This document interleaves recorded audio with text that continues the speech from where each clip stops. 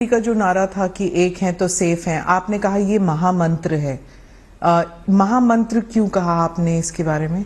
इसीलिए मैंने कहा कि प्रधानमंत्री जी ने समाज को एक रखने के लिए जो मंत्र दिया है, अगर हम एक साथ रहेंगे तो ही हमारा विकास होगा। आप कौन अलग कर रहा है हमको? कांग्रेस बांट रही है, महाविकास आघाड़ी बांट रही है। वो तो जोड़ने की राजनीति कहते हैं कि भारत जोड़ो राजनीति है। देखिए, उनका भारत जोड़ो कैसा है, वो कहते हैं नफरत छोड़ो भारत जोड़ो। सुनिए, उनका जो भारत जोड़ो है ना, उनके हाथ में जो लाल संविधान था ना, उसके जैसा उनका भारत जोड़ो है। उस लाल संविधान में ऊपर कवर था, अंदर कोरे कागज थे।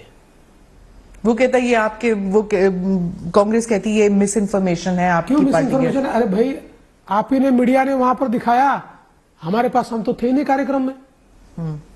मीडिया ने उसको दिखाया और बाद में उन्होंने एडमिट भी किया, उनके विपक्षी नेता ने एडमिट किया कि हमने तो ऐसे ही बांट दिया था, हम तो केवल सिंबॉलिक कर देते।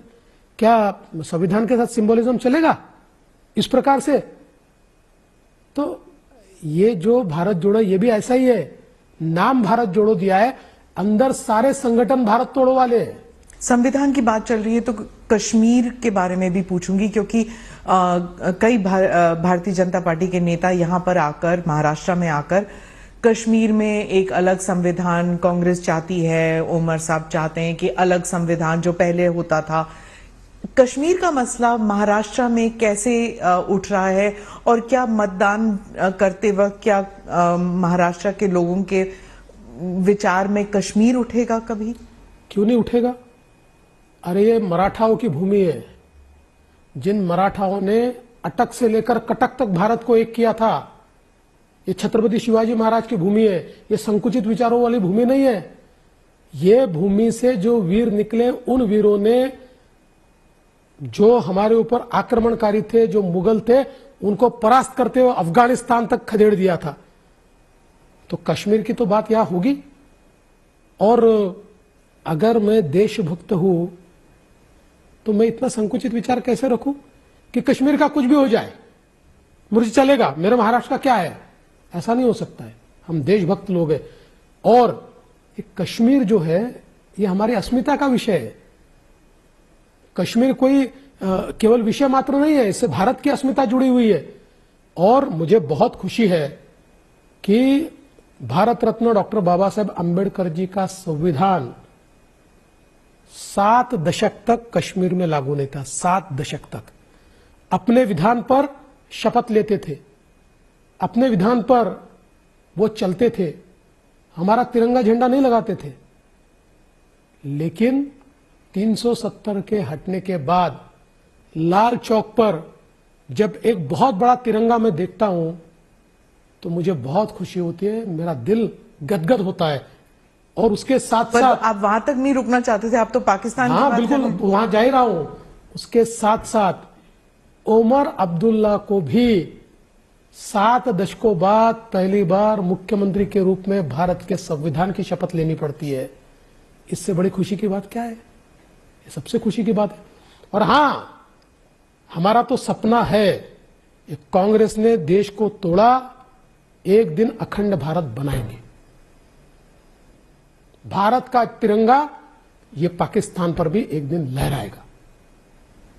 क्या इससे महाराष्ट्र पॉलिटिक्स में कोई फर्क पड़ेगा? आप जो कहते हैं, हर चीज पॉलिटिक्स के लिए थोड़ी होती है।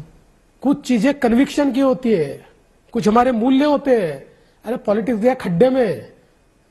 देखो, कश्मीर के ऊपर अगर कोई कहे कि आप कश्मीर की बात करोगे तो आपको वोट नहीं देंगे, तो उसका वोट नहीं चाहिए हमें। हम नहीं लेंगे उसका वोट। हम कश्मीर की बात करेंगे और उस बात पर जो वोट हमको देना चाहते हैं वो हमको वोट दे। देवेंद्र जी, झारखंड में घुसपैठियों का इशू उठा है।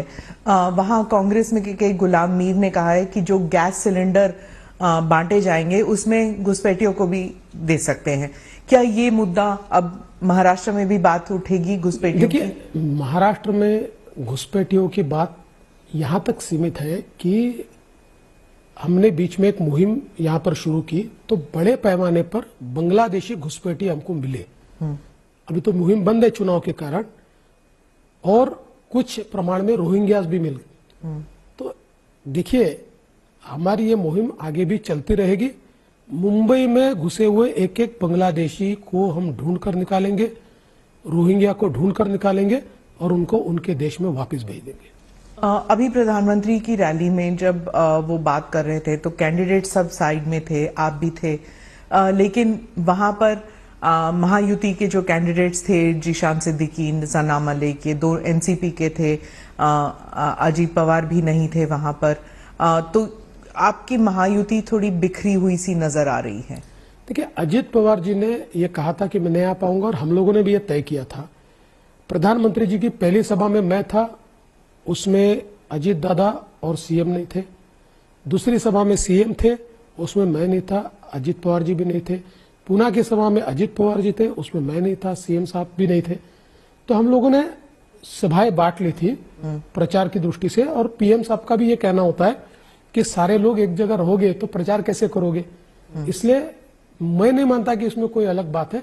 हाँ, अभी अगर कोई नहीं आया है तो उसका जवाब मैं तो नहीं दे पाऊंगा, वही लोग दे पाएंगे। पर आपके सहकर्मी